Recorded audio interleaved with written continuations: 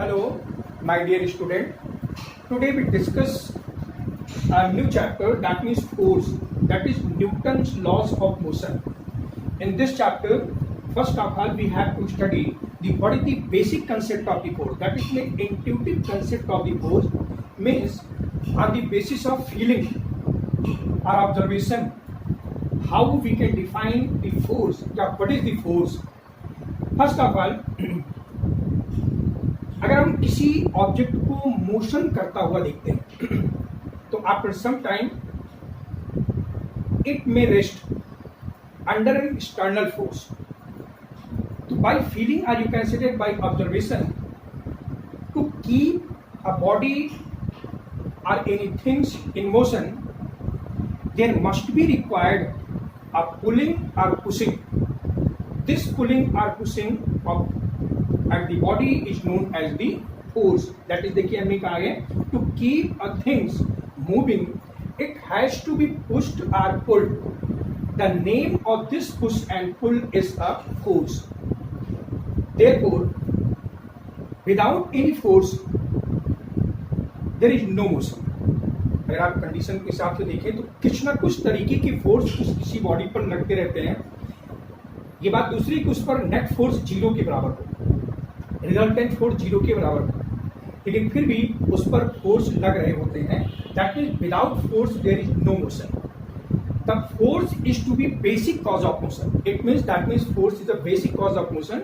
किसी मोशन को मोशन रखने के लिए, दैट मीन मोशन प्रोसीड कराने के लिए उसमें फोर्स एक बेसिक प्रॉपर्टी के रूप में जाना जाता है. ठीक है. नाउ अब इसकी फोर्स की पर्टिकुलर डेफिनेशन क्या हो जाती है? The force is an external effort in the form of push और पुल which either change or tend to change the state of rest or state of uniform motion of a body along a straight line. इसी basic condition like this. अब इसमें देखिए, जैसे मान लीजिए हमने किसी ऑब्जेक्ट पर फोर्स अप्लाई किया तो या तो वो ऑब्जेक्ट को उस कंडीशन पर रेस्ट में रखने, जैसे इन केस मान लीजिए हमने किसी ऑब्जेक्ट को इसे रख रखा है, यहाँ पे ये ऐसे ऑब्जेक्ट रखा हुआ है, रेस्ट में है, तो देयर इज अ फोर्स. देखिए यहाँ कौन सी फोर्स लग रहे हैं? It is the weight of the body and it is normal reaction. Normal reaction. If this body is in rest position then net force at this body will be zero, but there is a force, two force. First force is this and second force is this. There are two force. इसका मतलब किसी भी body को किसी भी position में रखने के लिए स्टेट ऑफ रेस्ट और state of motion there must be required a force और two or more than two forces. ठीक. Now if force is applied on the body then on the basis of application of the force we can divide it force into two categories. First is contact force and second is non-contact force. जैसे नाम से clear है, contact force comes into play due to actual contact. In case मान लीजिए हमने किसी भी object पर फोर्स अप्लाई किया, फोर्स अप्लाई करने पर अगर उस ऑब्जेक्ट को हम टच करके फोर्स अप्लाई करते हैं तो this category is known as contact force. इसमें बहुत सारे फोर्स आते हैं जो हम लोग डेली लाइफ में अप्लाई करते हैं. इन केस अगर कोई ऑब्जेक्ट इस सरफेस पर रखा हुआ है तो we want to push it, then we have to contact this force in actual contact with this body. ये एप्लीकेशन ऑफ द फोर्स है एंड ये बॉडी है जिस पर हमें फोर्स अप्लाई करना है. दोनों एक्चुअल या फिजिकली कांटेक्ट में है. इसलिए ऐसे फोर्स को जो कि फिजिकली कांटेक्ट में होकर के किसी भी ऑब्जेक्ट पर अप्लाई किए जाते हैं, ऐसे फोर्स को हम लोग कांटेक्ट फोर्स के नाम से जानते हैं. एंड इसमें बहुत सारे फोर्स आते हैं, जैसे फ्रिक्शनल फोर्स हो गया, स्टिंग का फोर्स हो गया, टेंसाइल फोर्स हो गया. All these forces are in category of contact force. And now second category is non-contact force. Non-contact force comes into play without physical contact. Or you can say that, for example, if this pen is free to move, जैसे मान लीजिए हमने इसको drop कर दिया, ये मोशन करने के लिए फ्री है, तब इसको हम अगर छोड़ते हैं तब भी ये बॉडी डाउनवर्ड डायरेक्शन में मोशन करती है without any contact.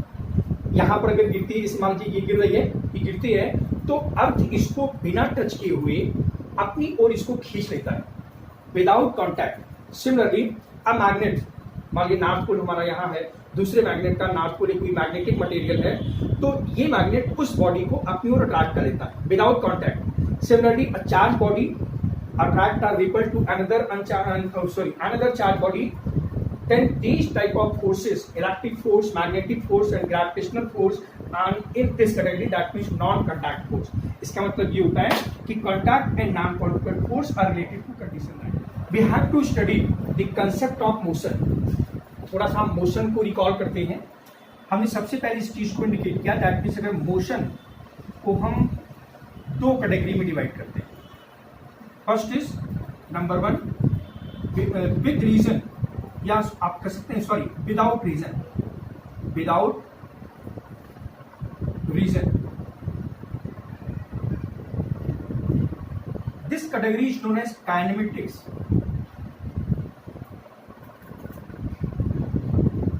Kinematics and second is with reason, motion with reason.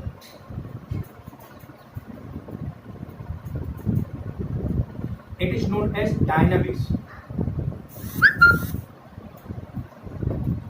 In this chapter, we have to study the motion with reason. That means dynamics अब हम लोग स्टडी कर रहे हैं। उसी कंडीशन के अकॉर्डिंग अगर हम किसी भी ऑब्जेक्ट पर हम फोर्स अप्लाई करते हैं, दैट मीन्स फोर्स अप्लाई करेंगे तो उसके मोशन का रीजन फोर्स होगा। तो फोर्स अप्लाई करते हैं तो देखिए क्या क्या चीज फोर्स कर सकता है। Force can change the direction of any body। अब क्या हो सकता है force number 2, force can change velocity of any body, velocity of anybody। Number 3, force can change या force can stop the motion।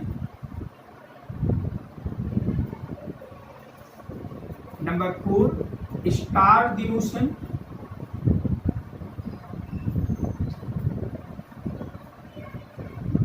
There are so many changes which can be occurs when force is applied on any body। हो सकता है वो इसको speed up कर दे या उसकी speed को डिक्रीज कर दे, that means change the velocity. उसकी डायरेक्शन को चेंज कर सकता है या उसके मोशन को स्टार्ट कर सकता है या मोशन को स्टॉप करता है। इस तरह से there are so many changes occurs when the force is applied on any specific a new concept in this topic, concept of inertia. Inertia, that means inertness, dullness, that means remains unchanged। ये concept इस पर apply होते हैं। देखिए मैं इसकी पहले definition study कर रहा हूँ, ठीक है। The inherent property, that means inertness property of all the object that they do not change their state of rest or uniform motion along a straight line path unless acted upon by an external force is called the inertia। For example, in case it is a surface and an object is placed at this surface, there is two force, already हमने discuss किया था अभी। one is its weight and other is normal reaction। under these two forces body is in rest, ये rest position में, ठीक।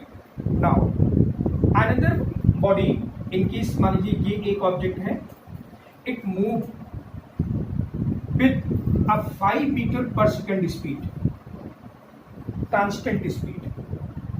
ये इस constant speed से मोशन कर रही है, ठीक। तो यहां पर भी, यहां हमने कहा constant speed, that means net force equal to 0, net force ये इक्वल टू 0। और यहां पर भी क्या है, net force equal to 0। That means in both cases यहां पर फोर्स इक्वल टू 0 के बराबर है, दैट मीन्स इक्विलिब्रियम पोजीशन में। अब देखिए यहां पर कहा गया है unless acted upon by an external force, these two body remains in its state. It is known as state of rest, state of rest, or state of uniform motion, state of uniform motion. These are two conditions, state of rest or state of uniform motion. It has tendency to remain in its state कब तक, unless acted upon by an external force is called the inertia. This inherent property is known as inertia, by virtue of which body have tendency to remain in its state of rest or state of motion. That is, अगर कोई body किसी rest position में कहीं पर रखी हुई है तो रेस्ट पोजीशन में तब तक रखी रहेगी जब तक इस पर कोई एक्सटर्नल फोर्स अप्लाई ना किया जाए. In same way it is also, if any body moves along a straight line with uniform velocity, then it continue move with that velocity unless an external force applied on the body. जब तक कि उस पर कोई external force वहां पर apply नहीं होता है तब तक ये कंडीशन बनी रहती है. That means inertia किसी ऐसी बेसिक प्रॉपर्टी को इंडिकेट करती है जिससे वो अपनी पोजीशन को बनाए रखती है. ठीक, तो इस तरह से हम लोग दो टाइप की इनर्शिया पढ़ सकते हैं, या इसी में इसको हम और निकाल सकते हैं. There are two type of inertia, और you consider three type of inertia. Number one, inertia of rest, inertia of rest. Number two, inertia of uniform motion, uniform motion. And another type of inertia, number three, it is inertia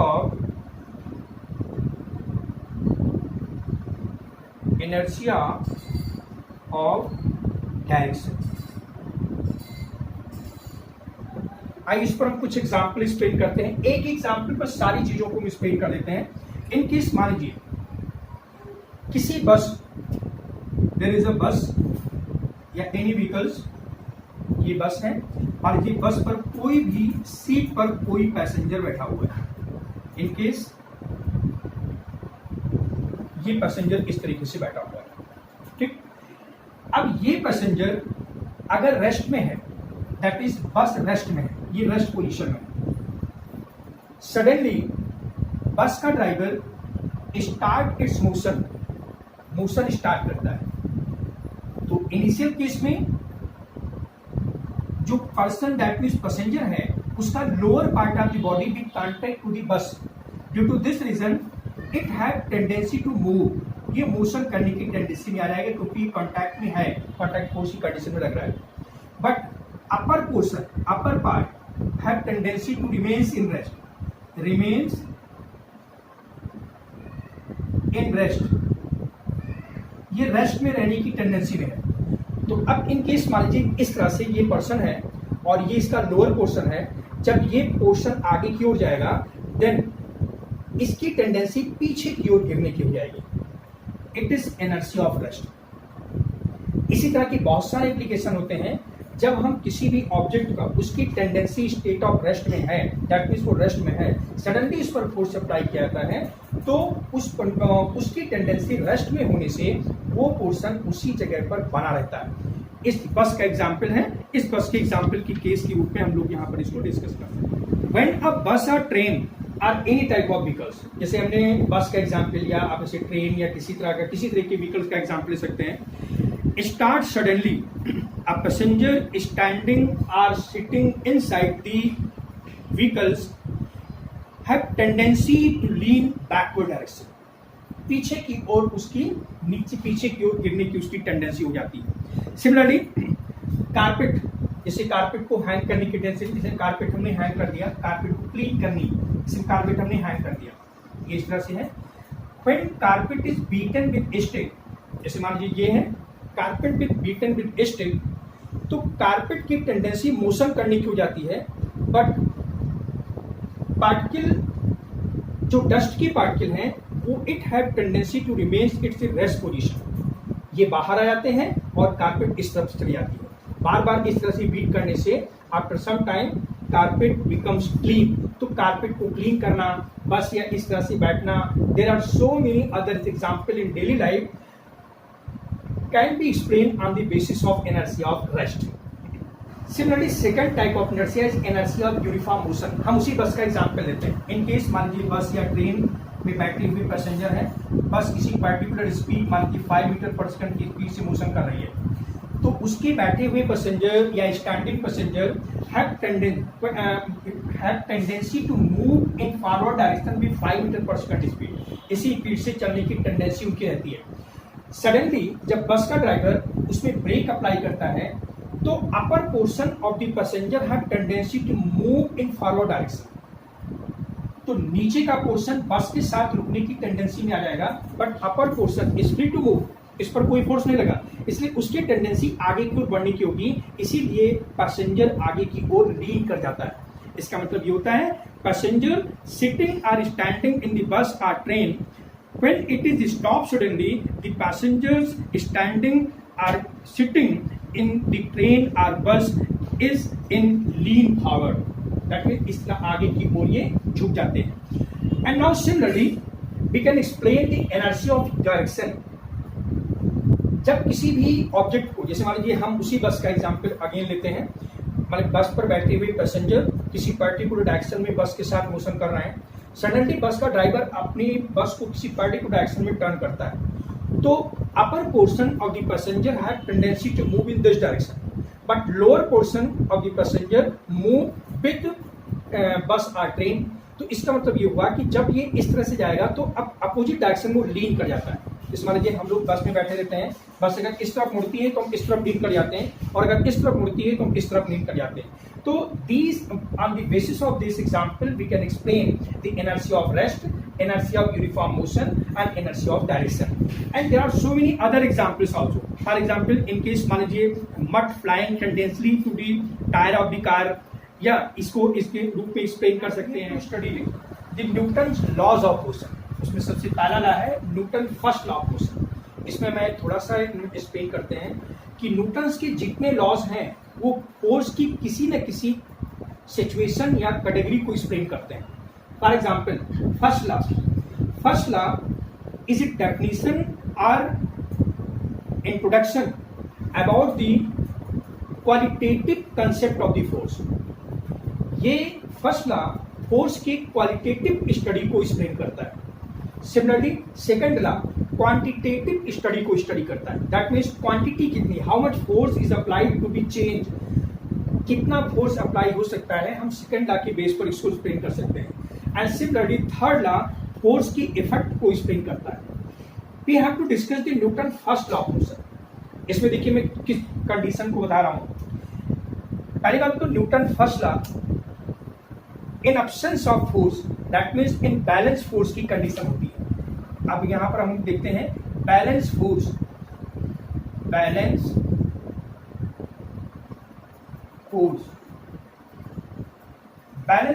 means net force is acted upon the body is equal to 0। इस समय force की value 0 के बराबर है। आप छोटी क्लासों में कभी पढ़े होंगे balance and unbalance force. Balance force अगर 0 होता है तो बॉडी में चेंज नहीं होता है। पहला केस हमारा इनर्शिया से जुड़ा हुआ है, there is no any type of change. यहां पर भी इसकी दो पार्ट हम कर दें, बैलेंस कंडीशन दो कंडीशन को एक्सप्लेन करती है। सबसे पहली कंडीशन है कि व्हेन बॉडी इस कंडीशन में अगर होगी तो इसका मतलब या तो वो रेस्ट में होगी और यहां पर होगी दूसरी कंडीशन, या तो वो मोशन में होगी। जरूरी नहीं कि बैलेंस कंडीशन है तो बॉडी रेस्ट में ही हो, वो मोशन में भी हो सकती है। या तो बॉडी ऑब्जेक्ट रेस्ट में हो सकता है या तो ऑब्जेक्ट मोशन में हो सकता है। बैलेंस फोर्स का मतलब ये नहीं होता है कि बॉडी हमेशा रेस्ट में ही बनी रहे। इसका मतलब ये होता है कि रेस्ट में भी हो सकती है और बॉडी मोशन में भी हो सकती है। बॉडी मोशन में तब होगी जब it moves with constant velocity. यहाँ पर कांस्टेंट वेलोसिटी होगी। यहाँ पर क्या होगा, u इक्वल 0 या v वेलोसिटी इक्वल 0 और यहाँ पर वेलोसिटी ये equal constant. Constant velocity and velocity equal 0। अगर वेलोसिटी इक्वल 0 है तो it is sure that acceleration will also equal 0, और यहां पर एक्सेलरेशन भी 0 के इक्वल होगा, क्योंकि एक्सेलरेशन स्पीड अप करता है। एक्सेलरेशन कहीं पर लगता है, भले कांस्टेंट एक्सेलरेशन हो, तो उस जगह पर बॉडी की स्पीड बढ़ती है या वेलोसिटी बढ़ती है, बट वेलोसिटी अगर कांस्टेंट है that means acceleration equal to 0। अब यहाँ पर देखिए उसी कंडीशन के हिसाब से अगर इसको हम एक्सप्लेन करें तो इस समय दोनों सिचुएशन में बॉडी बैलेंस पोजीशन पर है, that means there is no any external force, that is in absence of external force body have tendency या body remains in its state of rest और स्टेट ऑफ यूनिफॉर्म मोशन। अब इसका मतलब इसी condition के according अगर हम इसको एक्सप्लेन करते हैं तो an object have tendency to remains in its state of rest और state of motion under balance force. Balance force के अंडर में बॉडी इन दोनों कंडीशंस को बनाए रखती है। तो अगर हम न्यूटन फर्स्ट लॉ को एक्सप्लेन करते हैं तो यहां देखिए balance force that means absence of external force. Inertia में क्या था, unless an external force is applied on the body there is no external force applied on the body. Balance force that means net force equal to 0। Due to this reason first law is also known as law of inertia. इसको हम law of inertia के नाम से भी जान सकते हैं, law of inertia. Law of inertia के अकॉर्डिंग अगर हम न्यूटन फर्स्ट लॉ को एक्सप्लेन करते हैं तो यहां पर किसी भी एक्सटर्नल फोर्स के एब्सेंस में बॉडी अपनी पोजीशन को मेंटेन रखती है।